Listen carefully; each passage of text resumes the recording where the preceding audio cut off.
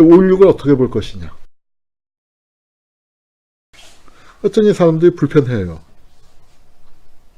그래서 거꾸로 물어요. 반란 아니에요? 그건 대답을 못 합니다. 그냥 이제 5.16을 이제 보통 쿠데타라고 하고 교과서에다가 쿠데타도 좀 세다고 해서 정변이라고 하는데, 반란에 두 종류가 있는 거예요. 하나는 민중 반란, 그건 체제 밖에서 일으킨 반란이고,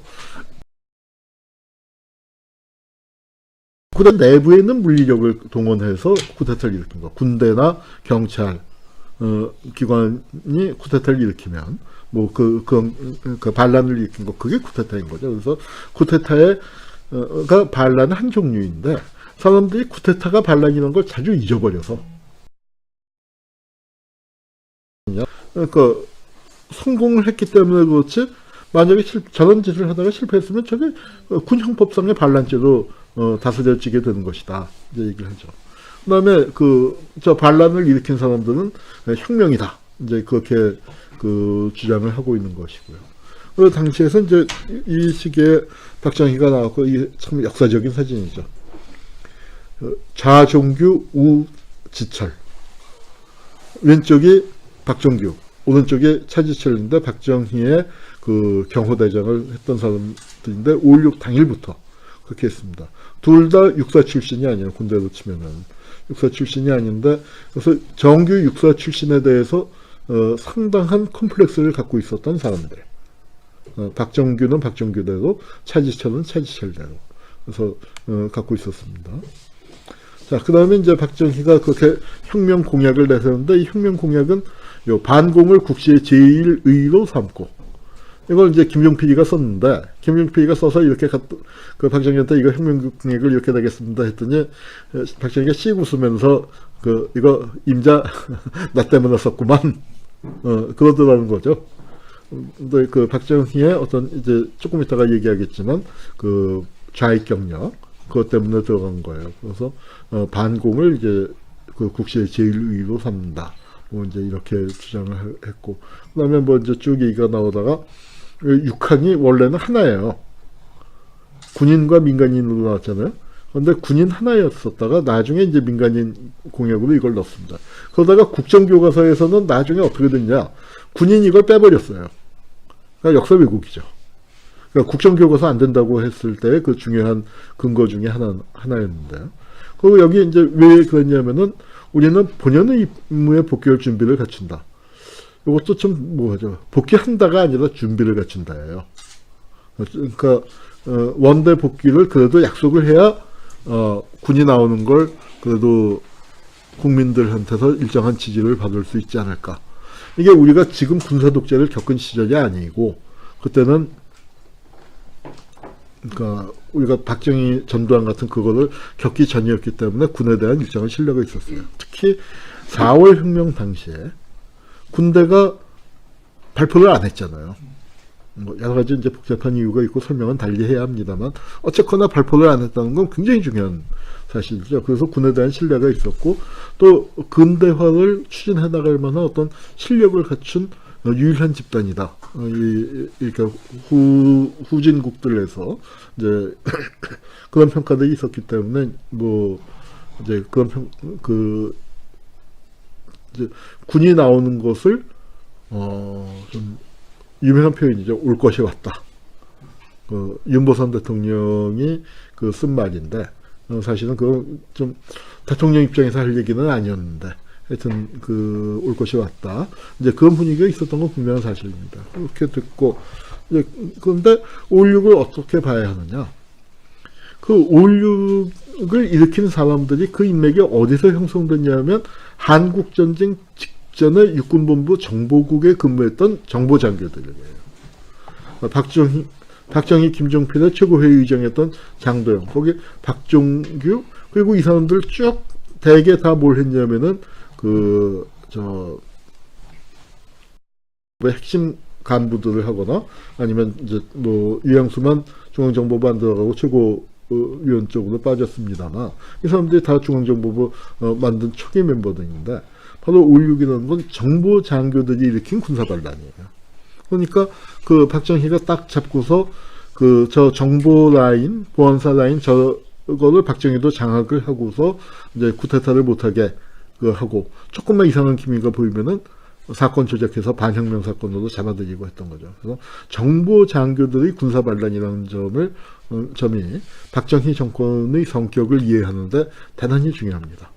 그래서 박정희가 이제 김종필이 이거 하자마자 중앙정보부를 만들었죠. 중앙정보부를 만들었는데 굉장히 상징적인 표현이 뭐냐면은 김종필이 뭐라고 얘기했냐면 나는 최고위원을 하기 위해서가 아니라 중앙정보부장이 되기 위해서 중앙정보부를 5.16을 했다.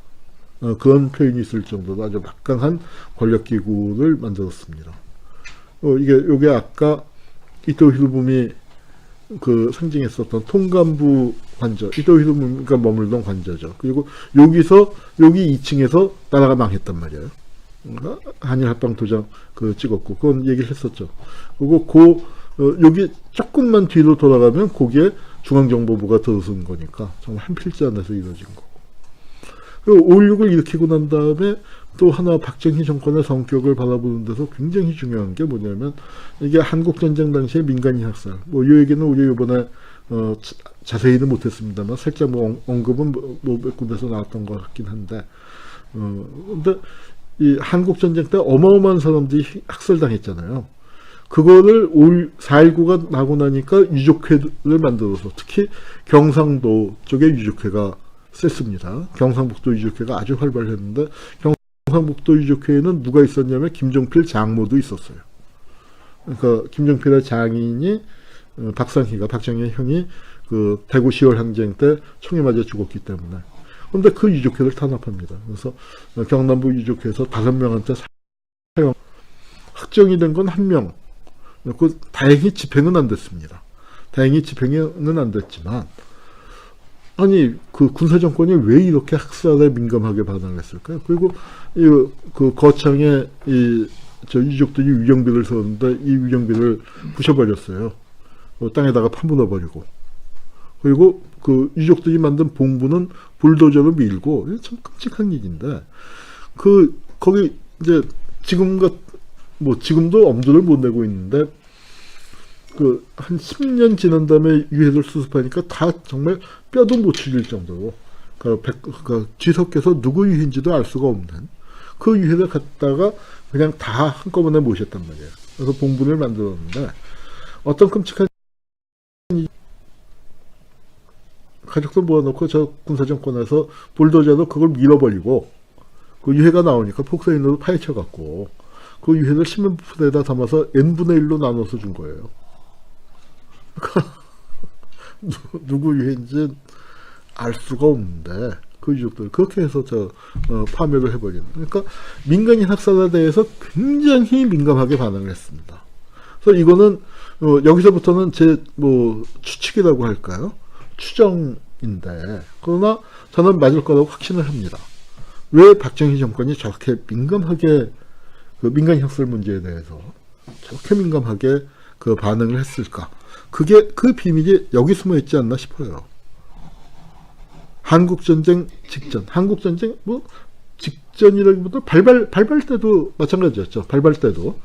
발발 당시에 육군본부 정보국이었는데, 우리 민간인 학살에 대해서 얘기할 때, 후방지역 학살 같은 거는 조금 이제 얘기가 다르겠습니다만, 초반전 학살, 보도연맹 학살하고 재소자 학살, 형무소에 있었던 좌익수들을 학살한 거, 그거는 분명하게 대한민국의 국가체제가 작동을 한 겁니다. 형무소, 보도연맹이면은 누굴 통해, 검찰이 관리했었고, 일단, 검찰이 만들어서 지도를 하고, 일선 조직은 경찰이 관리해요. 보도연맹을 소집하려면 검찰, 경찰을 움직여야 합니다. 그리고 교도소 재소자를 살리려면 법무부를 움직여야죠. 그리고 그 다음에 그 학살을 대개 누가 시행을 했냐면은 CIC가 특무대, 그러니까 나중에 특무대 보안사가 되는 거죠. CIC가 했기 때문에 CIC를 움직일 수 있어야 하고 헌병을 움직일 수 있어야 하고, 이런 거를 한꺼번에 움직일 수 있는 사람이 누구겠어요? 그건 대통령밖에 없는 거예요. 그래서 최종 명령은 분명히 이승만한테서 내렸습니다. 문서가 있느냐, 증거가 있느냐 하는데, 묻는 사람들에게 이렇게 얘기하고 싶어요. 유대인 학살 누가 했습니까? 히틀러가 했죠. 그런데 히틀러가 명령되지 그 문서가 발견됐나요? 안 됐죠. 그럼에도 불구하고 그건 히틀러가 한 거죠.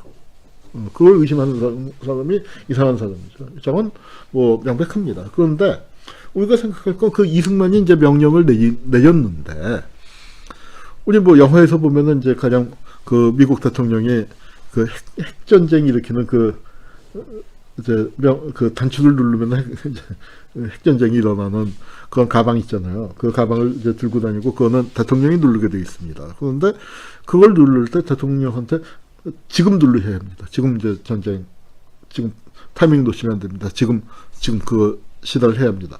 비상 계획은 이미 짜여져 있는 거예요. 계획은. 그런데 지금 그 계획을 실시해야 합니다라고 그 건의하는 사람은 따로 있어야 하잖아요. 그 당시에 그러면 한국전쟁이 발발한 그 상황에서 이 보도연맹 학살한다 그런 계획은 그 일본 놈들이 세워놓은 계획인데, 그 계획을 한국 정부가 그대로 이어받아서 이제 뭐 내용을 좀 바꿨겠죠. 그래서 그 계획을 갖고 있다가 지금 실행해야 합니다. 대통령에게, 이승만에게 가 어딜까요? 그는 그 당시 직제를 아무리 따져봐도 육군본부 정보국이에요. 그 육군본부 정보국이라는 데가 그 당시에 정보국장이 뭐 장도영인데, 이 문제에 대해서 책임을 져야 할 위치에 있는 거죠. 이렇게 되니까 이 최고회의에 이 사람들이 5.16 후에 최고 수뇌부가 되니까 민간인 학살 문제에 대해서는 극히 민감하게 반응한 게 아닌가.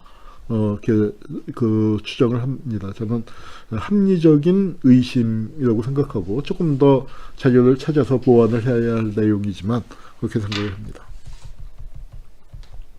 그래서, 그리고 이제 박정희가 권력을 잡은 다음에 용공분자라고 해서 한 2,000명을 드렸습니다. 혁신계 인사들 다 잠적하고, 이제, 이렇게, 잡아다가 유치장에 가둘 수가 없으니까, 이 극장 같은 데다가 가둬 이들 많잖아요. 그러니까 저 아주머니들이 무슨 뭐 활동을 한 게 아니라 한국전쟁 때 부역자도 처벌받은 사람들일 거라고 짐작이 됩니다. 부역자라는 게 뭐냐면 인민군이 와서 총 들고 와서 소년병에 와서 뭐 쌀이시오 뭐 밥이시오 하면은 뭐 줬을 거 아니에요. 그걸 줬던 사람들이 다 징역 5년 10년 징역받아서 다 용공분자 그렇게 됐다가 올려나니까 떼거지로 잡혀온 거죠. 5.16 때 민족일보 사장이었던 조용수가 사형을 당했고, 민족일보 재판하는 사진입니다. 이 재판의 배석 판사가 이해창이에요. 그래서 이제 또 나중에 논란이 됐었던 거고. 그래서 이제 조용수가 교수형이 집행되기 직전 사진입니다. 이건 법정에서의 사진이고. 또 최백근이라는 분이 또 사형을 당했고, 여긴 최근우 선생, 여운형 선생을 이어서 여운형의 최측근으로 활동했었던 분인데, 이때 5.16 때 잡혀들어서 그냥 옥중에서 돌아가셨어요. 어떻게 돌아가셨는지 제대로 전해지지도 않습니다. 우리 신영복 선생님 인터뷰할 때, 이제 선생님이 이 시기를 다 겪으셨으니까. 그때 논란이 됐었던 게, 이제 박정희는 5.16은 4.19의 계승이다. 4월 혁명의 계승이다. 그렇게 표방하고 나왔었거든요. 그래서 이제 그때 반응이 어떠냐 했더니, 그렇게 본 사람도 있었지만 당신은 생각이 달랐다. 그러니까 이제 진보 진영 그 당시에 젊은 청년들 내에서도 박정희를 어떻게 봐야 하느냐에 평가가 달랐는데 당신은 좀 부정적인 표현이었다. 그래서 뭐라고 표현을 하냐면 재밌는 표현을 하셨어요. 4.19가 터졌을 때 그 느낌이 총알이 4.19의 충격이 그렇게 충격적이었다는 얘기죠. 근데 5.16이 난 다음에 보니까 그 총알은 이마를 뚫고 지나간 게 아니라 모자만 뚫고 갔구나. 그 하는 걸 느꼈고, 그럼 박정희는 어떻게 보셨습니까? 했더니 권총찬 이승만이 돌아왔다. 아주 함축적인 표현인데 이승만이 권총차고 돌아왔다는 표현을 쓰셨습니다. 그러더니 결국 이제 하다가 뭐 20년 감옥살이를 하신 거고요.